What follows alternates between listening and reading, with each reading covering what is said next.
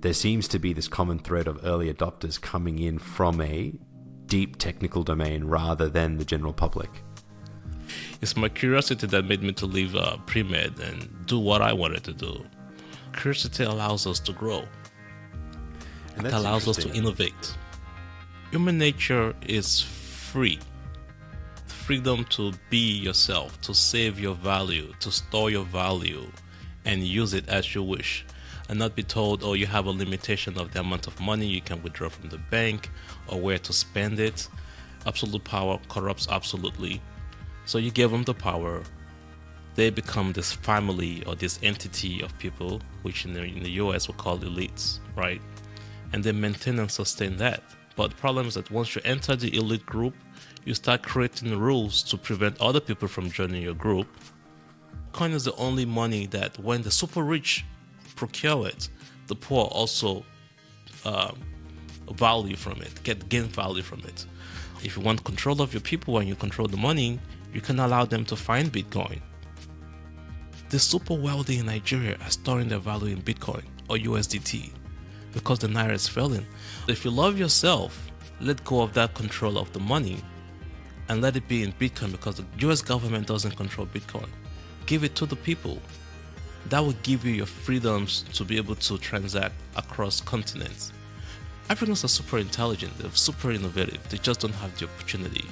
It's difficult for you to learn something new when you're hungry all the time, or you're thinking of the next meal. You have to be rational, logical. You need to be able to look past sometimes the emotion in order to make those hard decisions, knowing that's the right thing in the long term. The banks know that they're about to get replaced, so they're going to, of course, block you from getting access to that freedom money.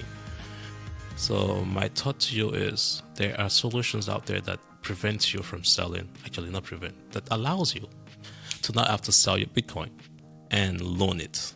And, you don't pay taxes on debt. Use the system. They created it for themselves, but you can use it for yourself too now.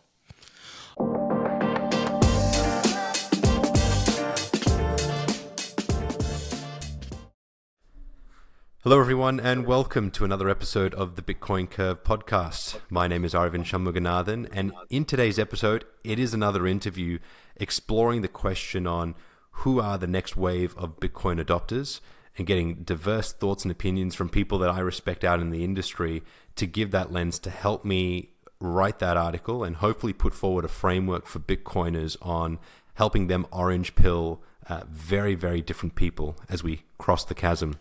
Today, I've got a special guest in Kenny. Now, the reason why he's a special guest is because I was a podcast guest on his podcast, and he was the second person to give me that opportunity. So I have huge respect for him, and that podcast was interesting because I think we were doing it from 3 continents. It was Ethiopia, and if I get it right, is it Mount Itoto? In Ethiopia? Something like that, yeah. Something like that. Brazil was in Ethiopia at the time. Yeah, I'm obviously based in Melbourne, Australia, and Kenny up in the US. So that was interesting, dealing with some technical challenges with internet connection in Ethiopia. But I thought that was really, really cool. So Kenny, welcome to the show. Thank you, champion. Good to be in the house. Mate, you've got that tagline. Every time you say it, I'm like, champions. Yeah, I mean, if you think about it, man, we're champions. We've come a long way. Keep pushing. 100%. The champion never quits. Never quits. Never quits.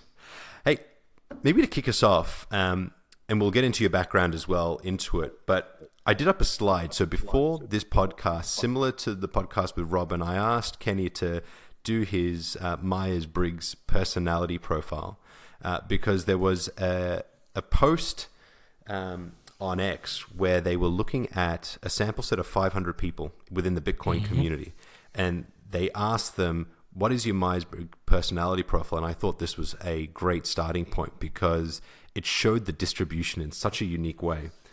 And so let me share this up on screen and we'll get some thoughts from you initially. Oh man, the old one's about to know my personality. So this is it. Now I've edited this graphic from Brandon, and purely because I wanted to do it in the order of the Bitcoin population rather than the global population. So I sort of recut it to go top to bottom, the largest Bitcoin percentage down to the smallest, and you'll see there, you and I are very, very similar. So I came up as INTJ, and for the people listening to this podcast that don't know what those are, watch the previous interview with Robin Sire, because we go through all those letters in a bit of detail. We will today, but if you want to see the full detail, watch that app. But INTJ, I'll tell you this, I used to be ENTJ when I was in sales and consulting.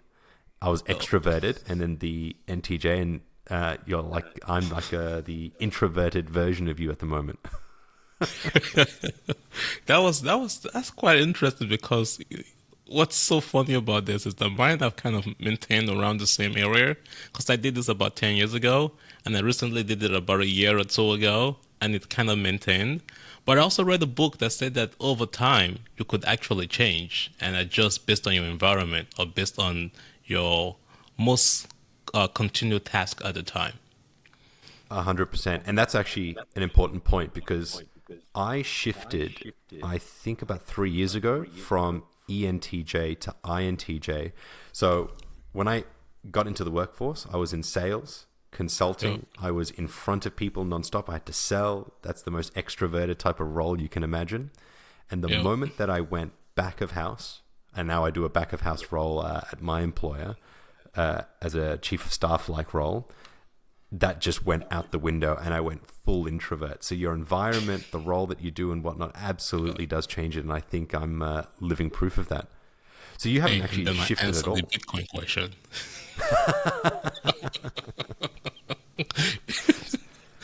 So you haven't shifted at all, you reckon, over the 10 years? You've maintained this ENTJ personality. Yeah. I mean, it's changed by a few percentage, but it's still ENTJ. Yeah, cool. Well, you can sort of see there that apparently the more introverted types are the ones that seem to be the adopters, because the first four are beginning with I being introvert, E being extrovert. And I always thought that was actually quite interesting, because it means less of the people that are out there more socializing, and more of the introspective ones that like to be by their lonesome seem to be the one element of Bitcoin adopters.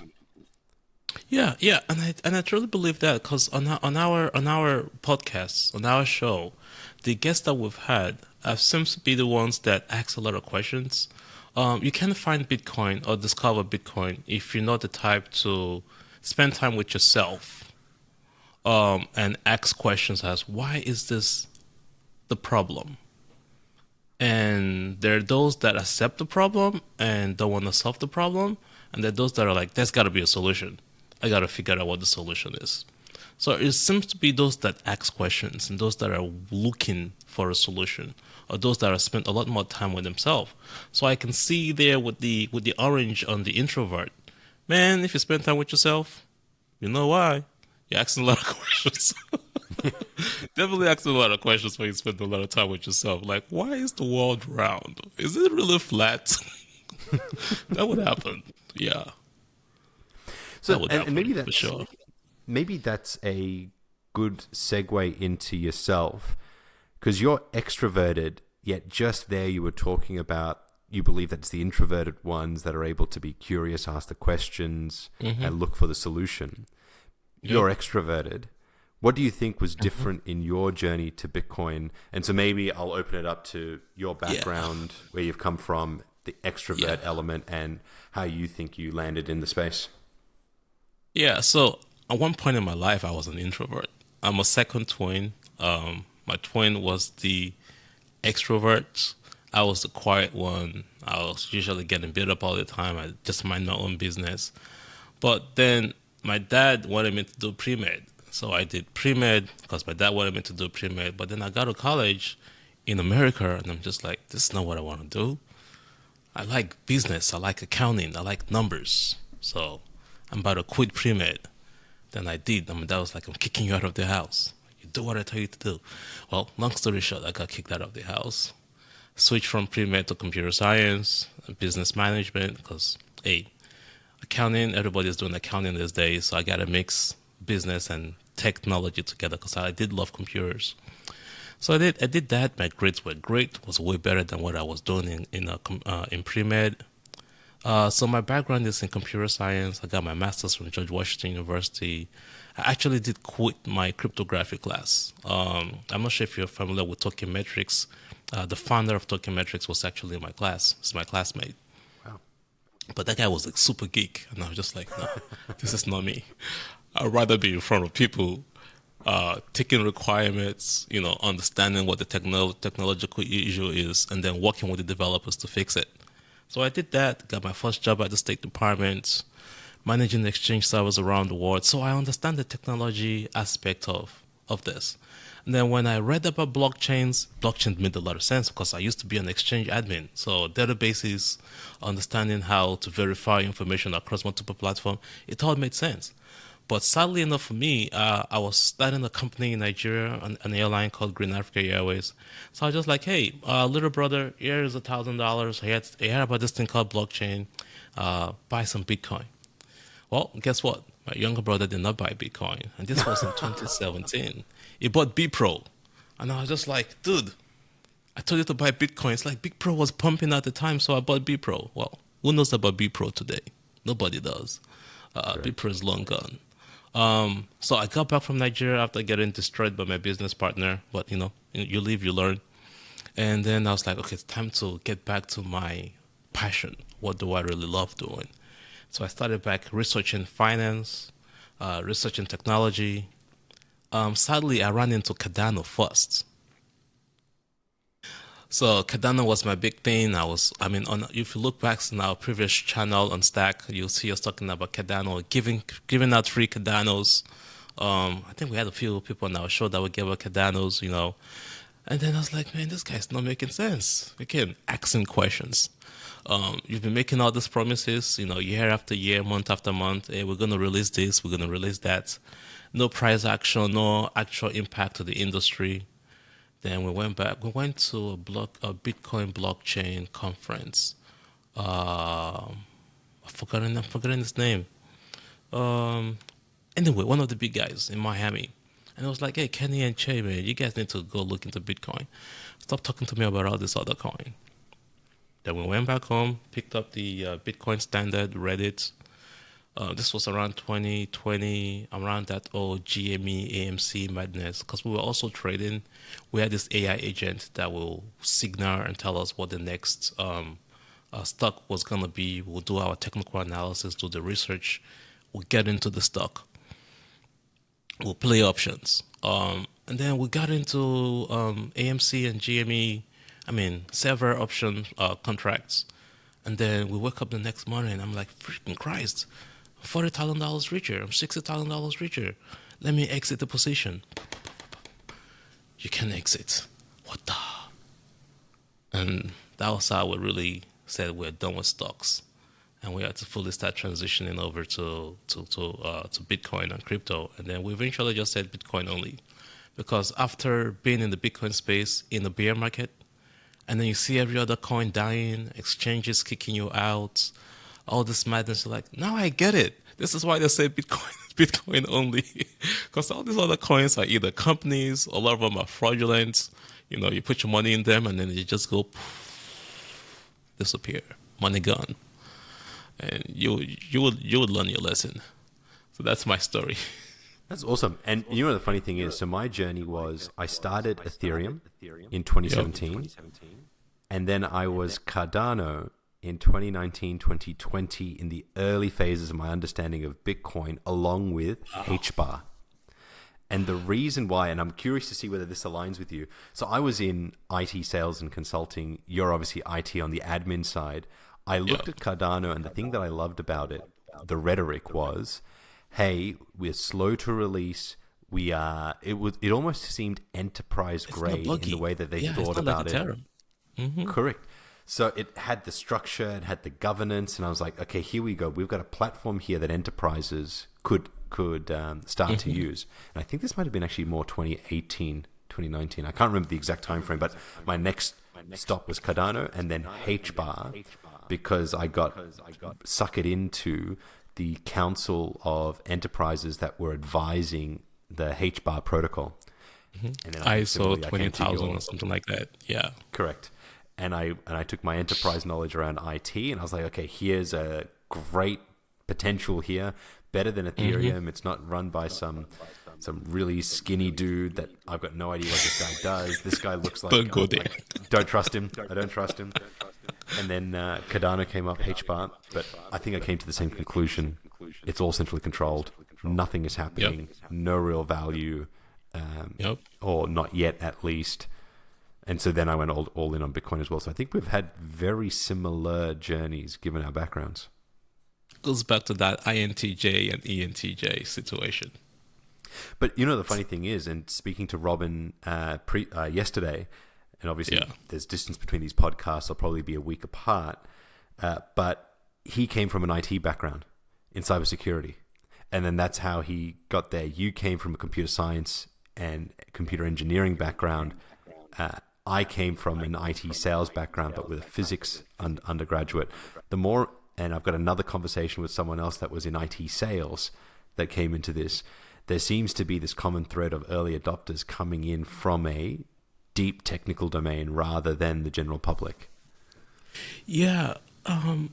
Wasn't even also Michael Saylor in one of his interviews said that one of the guys in his server, one of his IT people initially told him about it and he just shoved them off, or I think a little kid told him about it as well.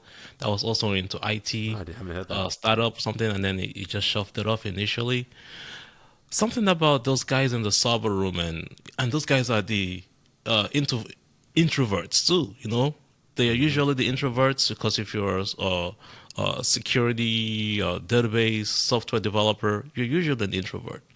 And you're usually understanding of the problems that exists.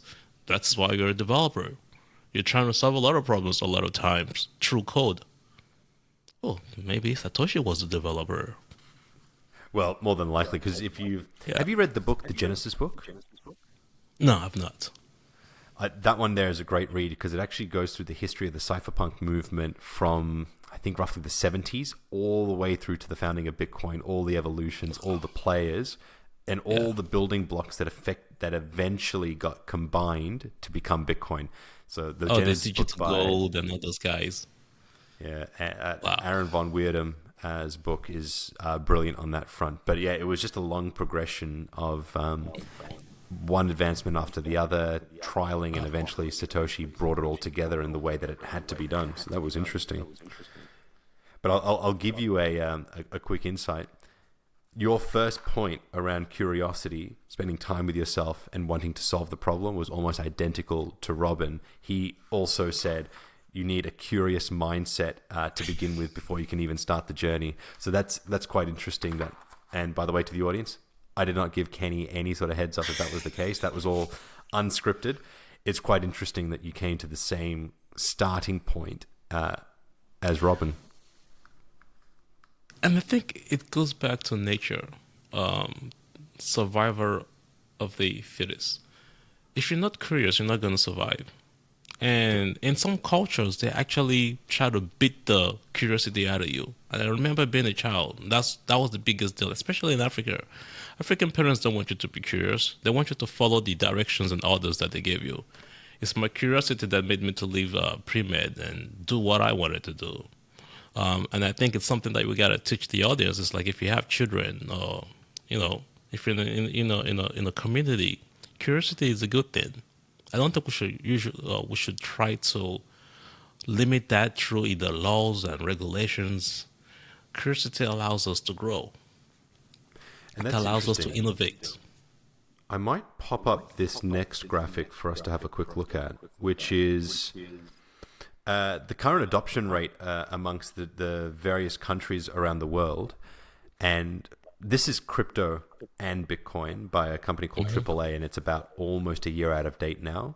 But what I thought was interesting here is you see which countries adopt cryptocurrency broadly as an asset, and it's not the traditional countries. So when you compare this to the internet, this graph would have leaned more towards the Nordic countries in Europe, the US, This time round, it's leading to the Middle East and Asia and parts of South America. And so and I'd be interested to get your initial takes on this, given that you've come from an African upbringing and background, and now in the US. When you look at this and you hear the Middle East, Asia, and South America, where does your mind go on thinking about adoption? I'm about to be in Nigeria in a few days, and I can tell you why. Too much regulations, too much restrictions. Human nature is free. Freedom to be yourself, to save your value, to store your value, and use it as you wish. And not be told, oh, you have a limitation of the amount of money you can withdraw from the bank or where to spend it. And I've never lived in any of this country for a long time. Maybe I've traveled or gone by them. But from what I read on the internet, like Australia, golly, too much limitations. People want freedom. And I think that's why. Is that both from the government lens, or is it a cultural thing? Does one affect the other, or are they independent of each other? Yeah, so my analysis of the situation is this. We human beings at some point gave our authority, our rule of law, to a group of people to help manage the community. But absolute power corrupts absolutely. So you give them the power, they become this family or this entity of people, which in the US we call elites, right? And they maintain and sustain that. But the problem is that once you enter the elite group, you start creating rules to prevent other people from joining your group, or limiting them so they stay there, so that it allows you to continue to control them. And that is where the problem comes. It's like we gave you the rights to help create policies and regulations, but now you've gone a little bit further to say, hey, we will control the money too. Give us the money, we'll control it. Then once you control the money, we decide what money is and how you use it, which gives them much more power. And once you control the money, which is your energy, well, money is another word for energy, really. The Book of Solomon says money is everything, really. You just store it in something physical so that you can use it another time. That is where the money part comes into play. Now they have control of that, then it becomes an issue. And those kind of problems are more dominant in countries like Africa because, you have to respect your elders. You have to respect the rule of law, or you have to respect the reverend. You see people as gods. I'm sure that's also Asia.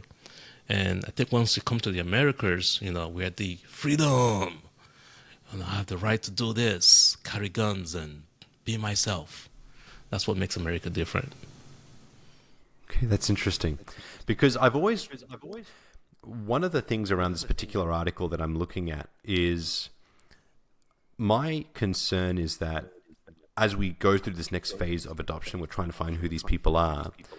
I want to create this framework to help Bitcoiners orange pill as much of retail as possible before the institutions can front run retail. Because what we hear in the Bitcoin community over the last couple of years has been, this is the first asset class in modern history that retail has been able to front run investors. And I always saw this as a great opportunity for a massive wealth redistribution away from centralized large entities into the hands of everyday people like you and myself. The problem that I'm seeing now is that the adoption by retail, especially in some of these marginalized areas of the world, is declining as the institutions start to skyrocket in how much they're accumulating. So when I look at where I'm seeing low adoption, it is on the continent of Africa. It is in parts of Eastern Europe rather than Western Europe. Sorry, no, Eastern. And elements of South America, but we're seeing it flourish in Southeast Asia. And I've always been curious as to how would you attempt to onboard Bitcoiners, for example, on the African continent, and what do we need to consider? Because what you've just described there, I'd say similarly, yes, the family structures, the faith structures, the law structures within Southeast Asia are there yet. There seems to be an ability to still do it. So is it a corruption element? Is it that they've got ingrained structures that are just too hard to break? Do you think that there is a path for African nations, everyday people, to adopt? That question is deep, very deep. So if you remember about 2 years ago, there was the big bank enforcement that I think. Now, I'm not trying to push some propaganda here, guys, but this is fact. Okay, World Economic Forum, what IMF goes to these African countries, South American countries, and say, hey, if you want some of those paper money, those green paper that we tell you is money, then you cannot adopt Bitcoin, right? Then they start shutting the banks down. Literally, no bank. Banks were actually kicking and blocking, shutting down your bank account if they found out that your money have gone to an exchange to buy crypto. So kind of like how we had the 2.0 in the US, where they were attacking the US. Thank God for freedom in America, because then they were almost successful. But in Africa, they don't speak up. They can't fight back. Kind of like what I'll tell you, the culture. So, I mean, they came to Nigeria, and Binance, the manager of Binance in Nigeria got put in jail for 6 months. They almost killed that guy. They were kicking out one exchange after the other. I mean, they did that here in the US as well. KuCoin, Mexi, all these other accounts, all these other exchanges got kicked out of the US. So it was really outright war against crypto. So they have done their back work to make sure that the citizens that they want to control, that they want their resources, do not understand the solution to their problem. So that is why you see that there's actually some bigger force preventing them from saying it. Kind of like how it took Africa the longest to get access to the internet, because the internet would allow or create a revolution where people can now see information.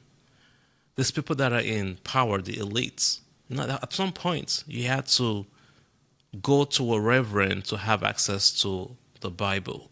You had to go access the library, because the library is where the information is.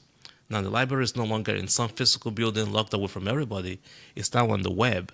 Same thing is happening with information, and same thing is happening with access to money with the introduction of Bitcoin. So it's removing the divide of who controls, who owns, right? Bitcoin is the only money that when the super rich procure it, the poor also value from it, gain value from it. Unfortunately, the Africans have to get past the propaganda, all the misinformation or the disinformation that they've gone through all these years. Oh, it's just, I mean, my family is really big into banking. I have several aunts, it's the Awashika family. So we don't run the banking industry. We just have interest in banking. I was a child. I wanted to be an accountant. I wanted to do banking when I was a kid. I also wanted to be a pilot, but that's another story. But I found Bitcoin instead. My uncle that recently died used to be the chairman of one of the biggest banks in Nigeria. And I sat down with him about Bitcoin. I was like, Kenny, I do not want to hear you talk about that thing. It's going to trash. It's just for fraud. I don't want to see my family. And I was like, Uncle, but you have to understand the technology, blah, blah, blah. Then it got really mad at me. And I was like, Uncle, what? Let me try to explain. So I actually we had a WhatsApp group. I invited family members to come and join and learn about Bitcoin, because I'm trying to get my family to understand Bitcoin. A few people attended. My uncle had to go through my slides to make sure that, I'm not trying to get the family involved in some kind of fraudulent activities. I've been through hell trying to educate my family about Bitcoin. But it's just the misinformation that folks have gone through, and I have to say IMF and the WEF have done a really good job at limiting people's access to that information. Have the family started to come on board? Are they more open to the idea now, or are they still ingrained in the previous mindset around the monetary systems? I have one aunt. I can't mention names. Actually, two aunts. One is retired. But she said that it's because of the current regulatory forces that are in place that Bitcoin has not been adopted. And I do understand why she said that, because if Nigerians were to adopt Bitcoin, the Naira would fail horribly. Yep. Back to what I was saying. If you want control of your people and you control the money, you can allow them to find Bitcoin. But the people that controls the money, IMF and all the people in France and Europe, they don't want you to know it because they don't even want their people to know it. So that's what one of my aunts said. The other aunt just said, it's just a matter of time. This thing is going to win. The Nigerian people will find it. And the super wealthy in Nigeria are storing their value in Bitcoin or USDT because the Naira is failing. I mean, I was in Nigeria last year. The exchange rate was $1 to 400 Naira. Now it's $1 to 1,700. So whatever money I have in my bank account in Nigeria in Naira, dead. Literally dead. It lost way more than half a fifth. It's way more than half its value. So, if you're Nigerian and you're watching this, you know the answer. Just stop waiting for the elders to tell you what is right. Find freedom. Because I'm trying to, in my mind, figure out what's the pathway meaningfully for African nations to adopt, and this is just coming from a lens of curiosity, because that'll influence this framework. Do you think BRICS has any sort of say, given South Africa is part of that? There seems to be a new currency that may be coming through. We've seen the US saying they're going to adopt Bitcoin as a strategic reserve asset potentially under the Trump administration, and that is yet to be seen. But do you see a path that through BRICS that it forces other African nations to start reconsidering their own currencies? Yeah, so I have two answers to that, right? BRICS is filled with a lot of countries with ego, with historic lessons about them wanting to control. So that's one challenge that BRICS has. But BRICS also has an opportunity here. And the opportunity is kind of like, if you love something, you got to let it go because it will come back to you. BRICS does not have to love Bitcoin, but they have to love the fact that they can get the freedom away from the SWIFT system, from the USD that controls their economies and the value of their currency. So if you love yourself, let go of that control of the money and let it be in Bitcoin, because the US government doesn't control Bitcoin. Give it to the people. That will give you your freedoms to be able to transact across continents. Because I was in the aviation industry, and I'll tell you, there are better and faster routes to the African continent. But for some odd reason, you got to go through Europe. Everything has to go through Europe because you want the economy to go through there before it goes anywhere else. They make a lot of money through that. So it's really hard for your airline to say you want to compete globally if they force you to go through Europe, pay all the fees there, and go through all the regulations before you can touch any other continent. And same thing goes with the international trades. London, New York. London, New York. The folks in South America are smart. The folks in Asia are smart. Why can't trade go through there? So China knows what they're up to. They just can't fight aggressively because it's just going to become an outright war. But there's a lot to go around, and Bitcoin proves that. The sad part, though, is that the retail investor, back to your earlier question, they are still in that, I want to build wealth, or I want to escape the rat race, or I want to survive.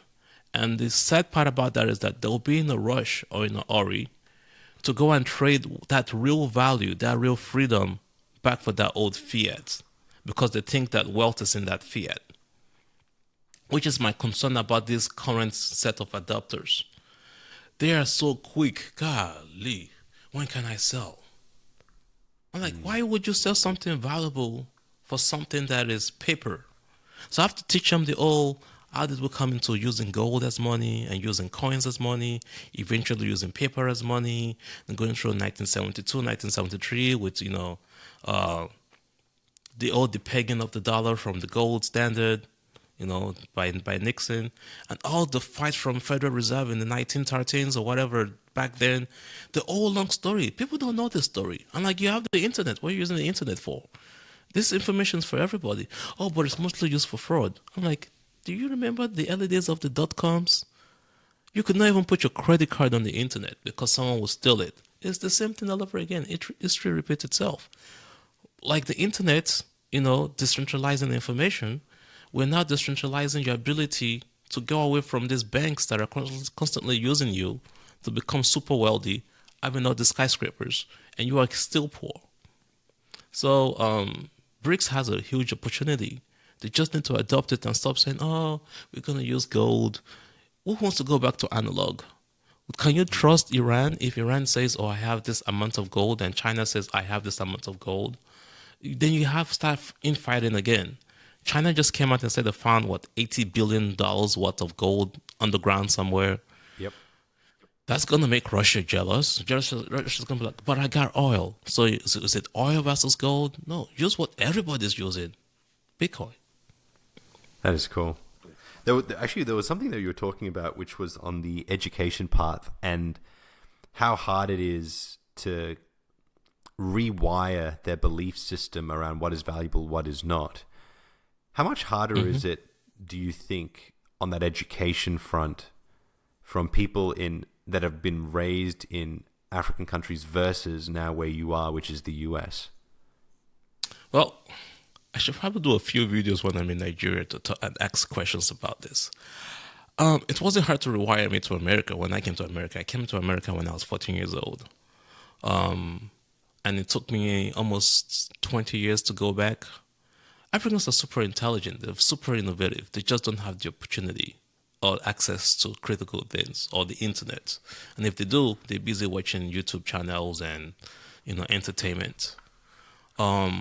But their instincts to find a solution is super high. So rewiring an African is not difficult.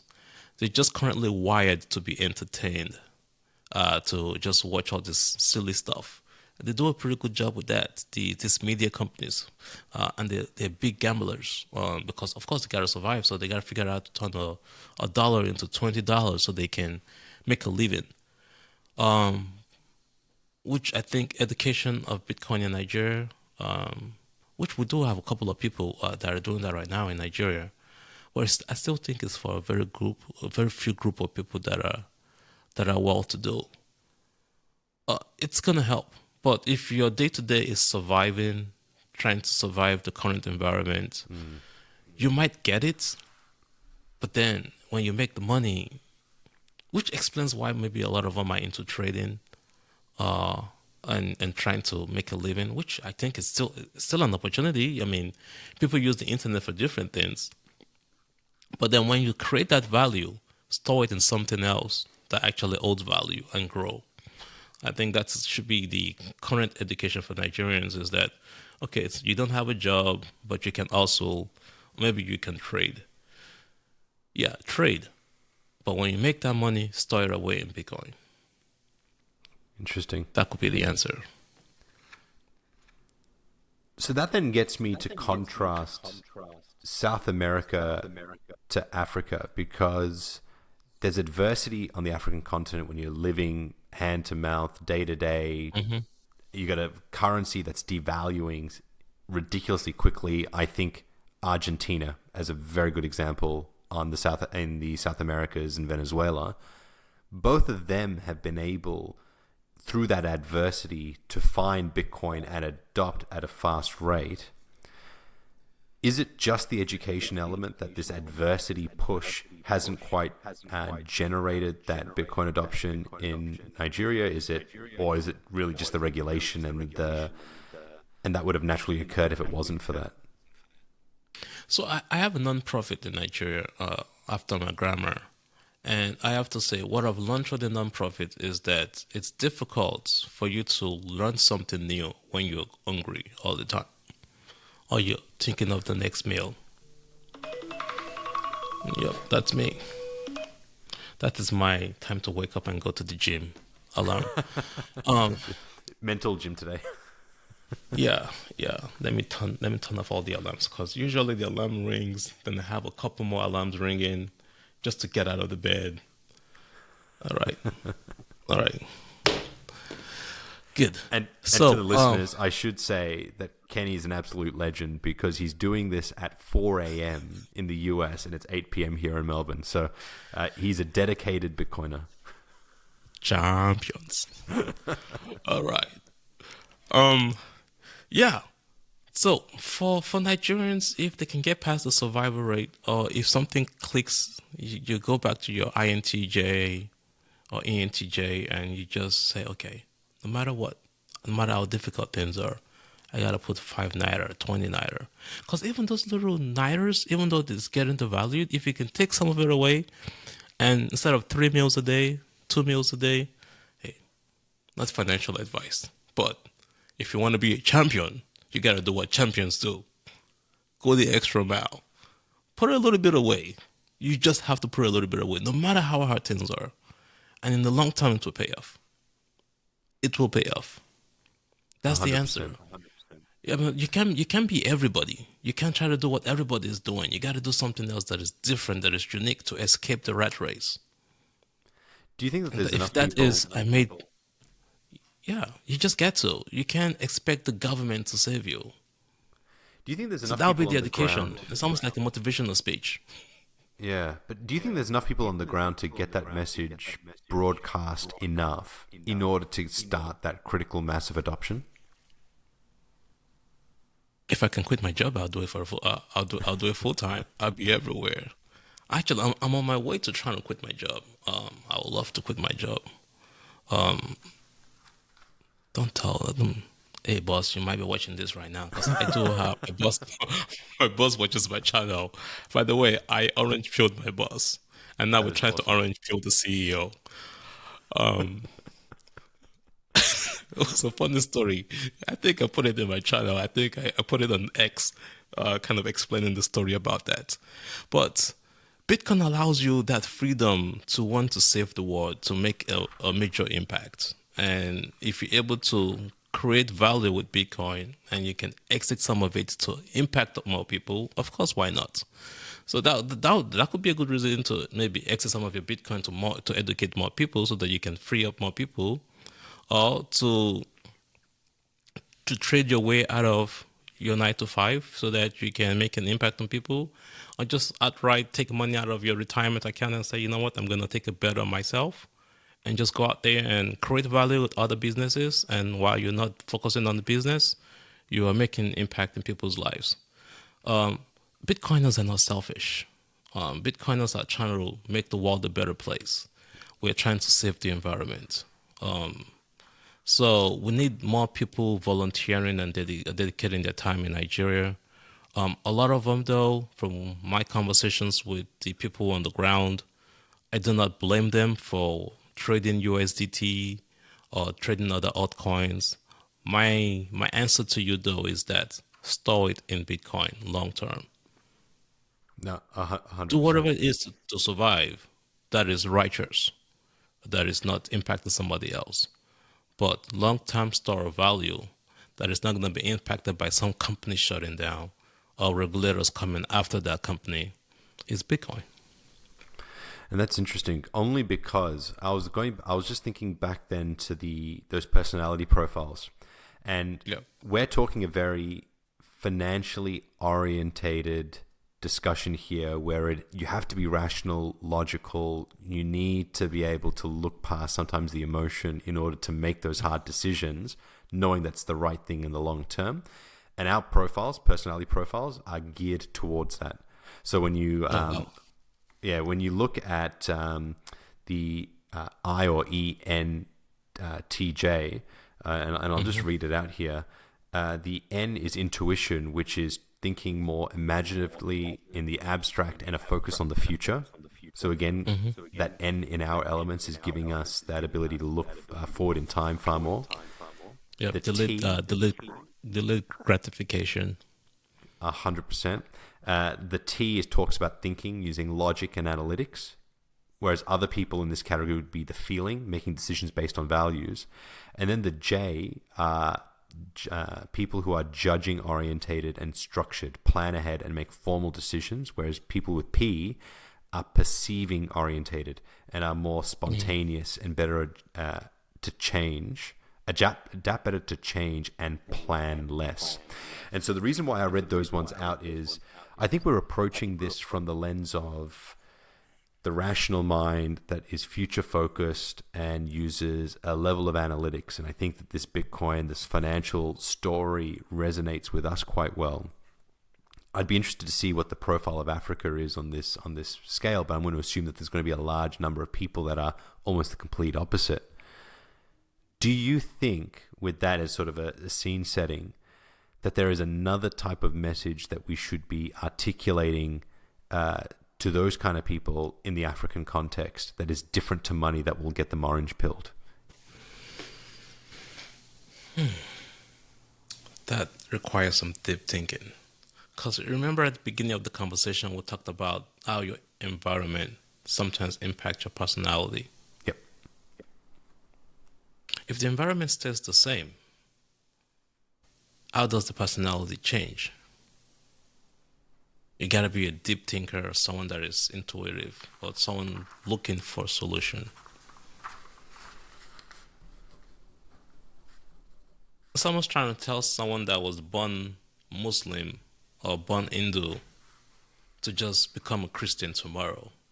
It's never gonna happen. My brain thinks this culture, this religion, you can't force the other one in me unless I have some kind of awakening. Yeah. To transition. Where I was going with it was thinking along the lines of, instead of thinking it as a monetary asset, and this is the way you say if you get out of the Naira, it's devaluing, you reframe it to say, this is what ensures your freedoms. This is what ensures your ability to live the life that you want to live rather than what society would dictate for you. And so it shifts the narrative away from money and moves it more towards life outcomes in the present. Because when you look at Bitcoin Twitter today, and especially in a bull run, all you see are charts. All you see are charts and price action and whatnot. And I'm tempted. I'm actually tempted to do the same thing. I think I have a pin on my X. They'll say, hey, I told you guys, if Trump wins, we're going up. Oh yeah, 100%. Yeah, but you're right. Are we doing a disservice to a large portion of the population by only talking about price rather than elevating the non-price benefits to Bitcoin to get people thinking slightly differently about it, especially those that would be more on that, the feelings, the values, the impact on people, because there are people that will prize that over money.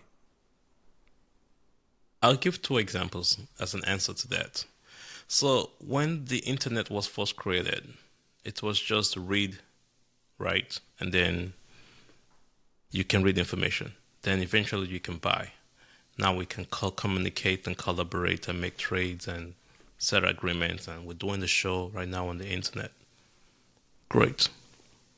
Bitcoin has a long way, even in the developed world, to where it's going to become that type of a conversation where it helps with your voting system, it helps with your policy system, transparency in government. We never know. Maybe DOG, Department of Government Efficiency, might say, hey, it's the best way to ensure transparency in government because it's the only way. There's no second best.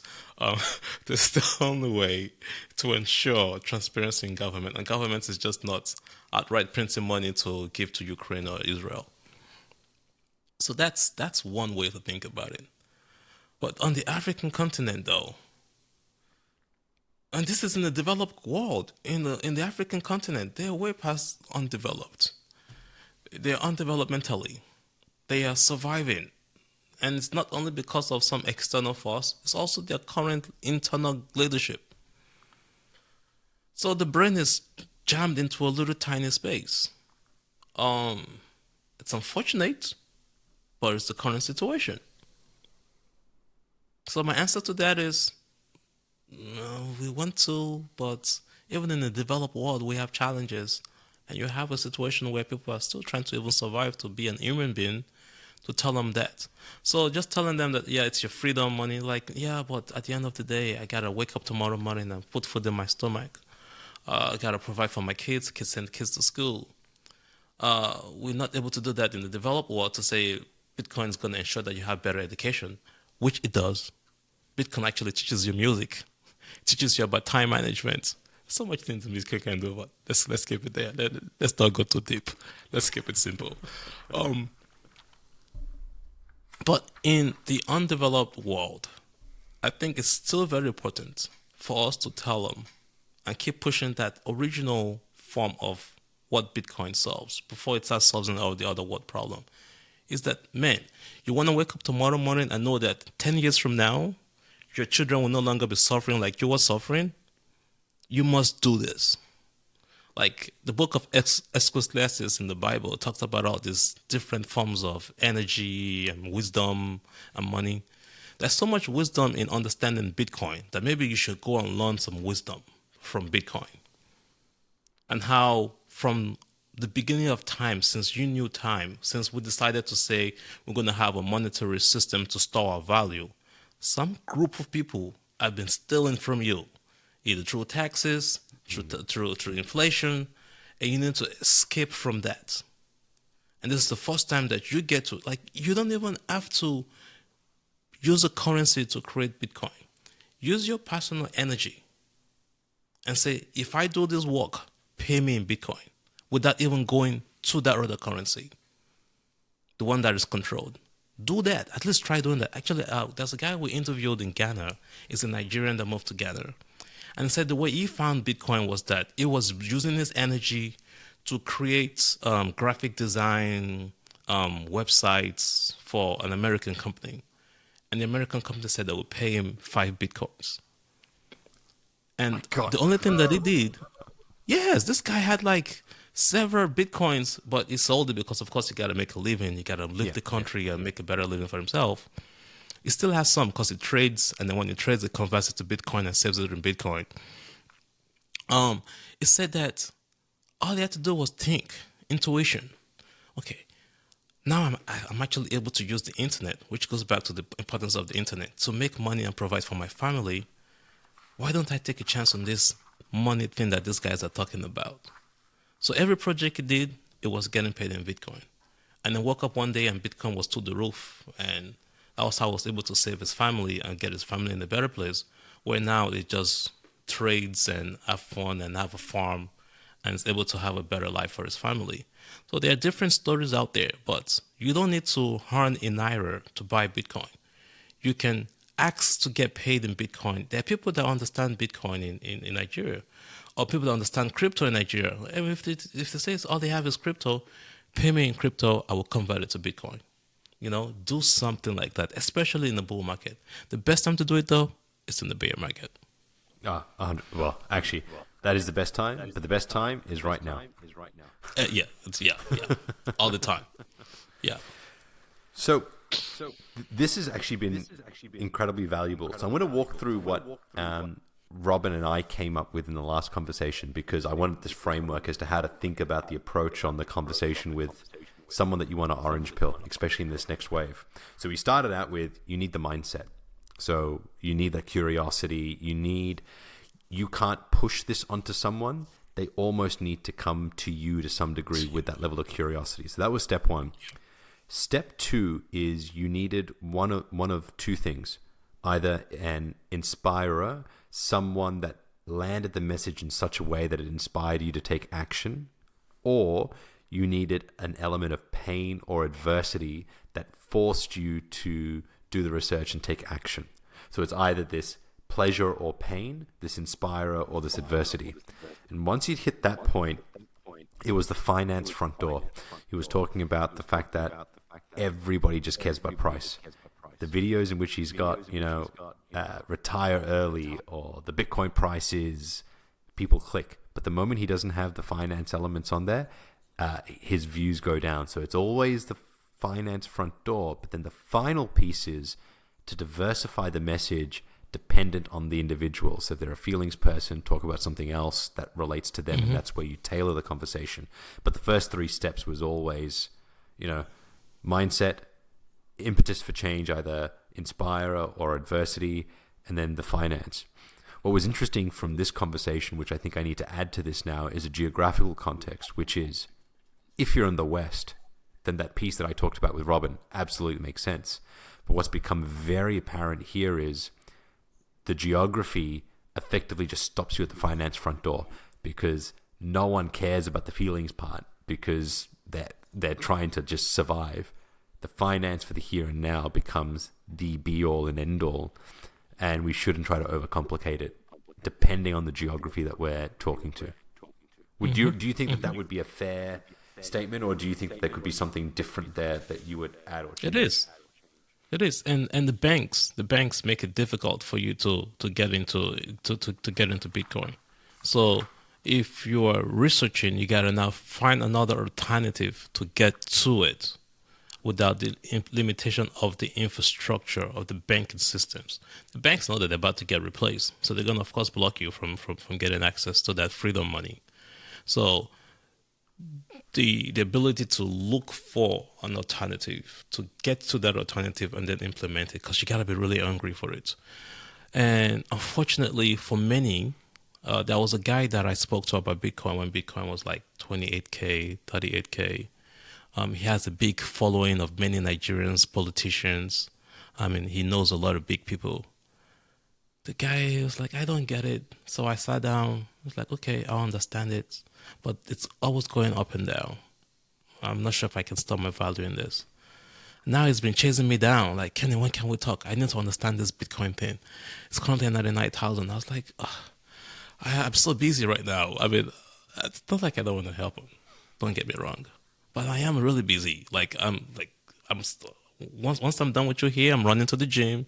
Once I get out of the gym, I gotta get ready. I gotta go to the office and talk to my boss, because he now has his own hardware wallet, and I have to onboard him into his own hardware wallet, and then maybe we talk to the CEO. Don't spend $80 million on this new company. Maybe we'll put a couple of this money into Bitcoin, into the reserve.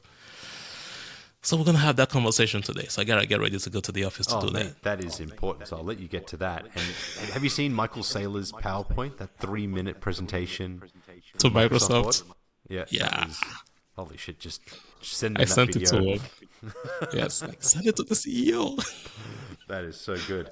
Mate, that is awesome. I'd actually like to touch base afterwards to see how you went, because if you're orange pilling companies, that is awesome. I'm trying. And my last question for you, and then I'll let you go on orange pill companies. It sounds like infrastructure is still the Achilles heel for all of this, specifically in Africa. And from that, I got banks. I think of them as infrastructure, a huge Achilles heel. The internet itself, connection challenges, either poor quality connection or lack of access to it, is still an issue. Is there anything else structural? And obviously you've got the regulatory state and the controls. Cultural. Is there anything else that you think I've missed? Yeah, I think it starts from the factors of, you listen to your elders. So you see people that are older than you or people in power as a form of authority, which creates a challenge to that. You believe what they tell you. But with the introduction of X, time to ask questions, because you now have access to the rest of the world and you get information from both sides. You're not only hearing what CNN tells you, or MSNBC or CNBC tells you. You're actually paying attention now to different people from around the world with authority, which then gives you a ability to make that decision. I think on the African continent, which I'm very familiar with, I think that's a big part of it. Unfortunately, and then of course the internet access in Nigeria is expensive, very expensive. You guys can do better, and you need to be able to earn money. But there's Starlink in Nigeria. Again, it's only the wealthy that have access to Starlink. We can spend $495 on a new Starlink and pay $99 or $140 every month, when the dollar to a naira is not cheap. But there are people in Nigeria that can do it. Those are the people that have Bitcoin. That don't have any problem with getting onboarded and having a hardware wallet. And this is where the mass population of Nigerians are. But there are merchant quarter solution like that. We can bring a solution like merchant quarter to Nigeria. There is knowns as well, I think. Those kind of solutions, if you can put the energy and the money behind them, and have this alternate route to get onboarded without the banks catching you, it will go a long way. And I know Block, Jack Dorsey is spending a lot of time and investing in startups in Nigeria, in Egypt, in Ethiopia, to do that. Unfortunately, I think the guys are still developing apps, just doing a lot of development. And I think what they need is a sales team. Get the word out to people instead of just building an app for the privilege to get onboarded. They do some education. I just don't think the education is getting far. So kind of like what they did in New York, where if you complete the school, they give you some Bitcoin or give you a certificate for completing the Bitcoin program. I forgot what the name was. I think Jack Dorsey or one of the other Jacks did that with Jay-Z in New York City. If they do that in Nigeria, they will come. Like, oh, if you come to this class, we'll pay you a Bitcoin or we'll feed you, and then just come. I've been thinking lately, telling my cousins that let me convert my grandmother's nonprofit to a Bitcoin education nonprofit, but they will not allow me to do that. Yeah. But we do have a pillar in the nonprofit that allows us to help with the education system. So once I'm free from my 9 to 5, I do hope to be able to do that. I would love to do that. Great. That's a very noble cause. And I do want to thank you for this conversation, because I think a lot of people that will watch this are going to be my professional network, which are going to be very Australia bound, that probably underappreciate just how hard some of the basics actually are in other parts of the world. And this is a great context setter to get the message out there in a unique way. And I think you've done a great job here on articulating that. So a huge thank you from me on sharing all of that. Before we wrap up, any last thoughts or anything you want to leave the audience with? Thoughts. Deep thinkers, huh? No, I really think that we're at the early adopter phase. And it's unfortunate that a lot of the adopters are looking at it from the money point of view. And the establishments are going to make it so juicy. Oh my God, so juicy. I mean, you're going to see $1 million Bitcoin and you're going to want to sell it into fiat, because I don't think the fiat is going away anytime soon. But then when you sell it, they take it over. And then you now start to borrow from it. So my thought to you is there are solutions out there that prevents you from selling. Actually, not prevent. That allows you to not have to sell your Bitcoin and loan it. And, you don't pay taxes on debt. Use the system. They created it for themselves, but you can use it for yourself too now. And don't sell your Bitcoin. Just accumulate. And then take loans out of it. You don't have to pay taxes on that. That is your escape route. That's the best way to store your value. So yes, like MicroStrategy, we're not selling. Don't sell. I think that's a great place to leave this. So to everyone, thanks for joining us. I'm going to pop Kenny and STAKK's details down below. Check out their channel. They do some great stuff. And I think you're going to be accelerating some of that content in coming weeks or months. Would that yes, I'll be gone for 3 weeks. Yeah, I'm going to be on the continent for 3 weeks. I have a dev team working on an AI company over there. I gotta go spend time with them. I gotta go spend time on the nonprofit. Give back to the community. So I'll be gone for 3 weeks. But once I come back, man, 2025 on fire, champions. We're coming back. STAKK FIN at STAKK STAKKFIN. On Twitter. Forget Facebook. I left Facebook a long time ago. I was actually an early Facebook adopter. Sold all my shares, even though it went up to $500. Oops, lost money on that. But oh well. I'm loving X right now. Get on X. We're on X all the time. YouTube be funny sometimes. We're on YouTube as well, but we're still loading on there. I think they've stopped or slowly starting to stop blocking Bitcoin related content, which is good news. Yeah. So on YouTube, we're also STAKK FIN on YouTube as well. That's basically it. We're not on Instagram. We've considered TikTok. We got banned on TikTok and Instagram for talking about Nigerian banks, and we'll love it. We might go back, but yes, see us on X, see us on YouTube. Right. I love the hustle. And to everyone, thanks, Kenny, and we'll see you guys in the next one. Thank you.